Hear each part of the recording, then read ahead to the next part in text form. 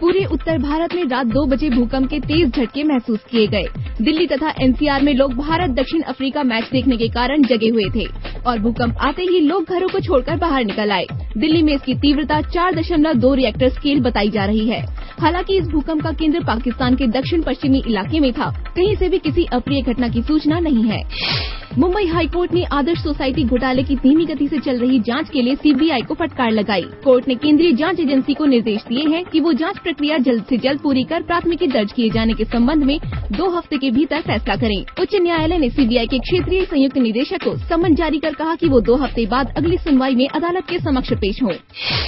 राष्ट्रमंडल खेल घोटाले में आयोजन समिति के वरिष्ठ अधिकारियों के बाद अब ठेकेदारों पर भी शिकंजा कसने का सिलसिला शुरू हो गया है। सीबीआई ने खेल परिसरों में अस्थायी निर्माण और साज सज्जा का काम करने वाली जीएल इवेंट कंपनी के मालिक वीनू नानू को गिरफ्तार कर लिया है। इस कंपनी को खेलों के दौरान करोड़ों रुपए का ठेका मिला था।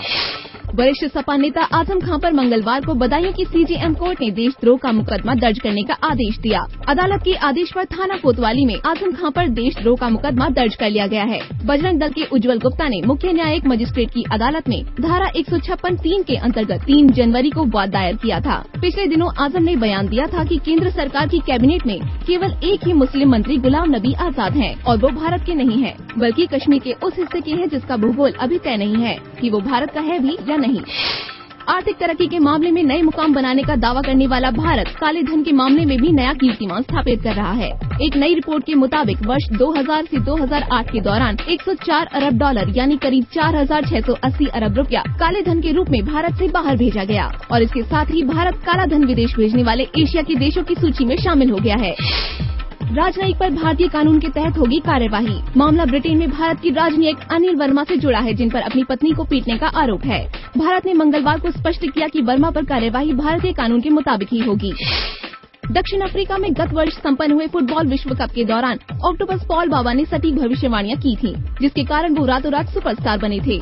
ऑक्टोपस पॉल बाबा 3 माह पूर्व दिवंगत हुए थे। उनकी याद में बाबा के रिहायशी स्थान जर्मनी के ओबर हुसैन जैवशाला में पॉल कॉर्नर का निर्माण कराया जाएगा, ताकि दुनिया इस बाबा को कभी भूल न सके।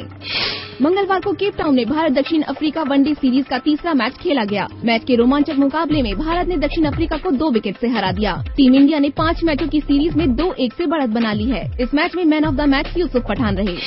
उच्च शिक्षा में सुधार व विस्तार की कोशिशों के बीच भारतीय प्रौद्योगिक संस्थानों को और स्वायत्तता देने की राह खुल सकती है, लेकिन इस बदलाव से छात्रों व अभिभावकों पर खर्च का बोझ बढ़ने के भी आसार हैं।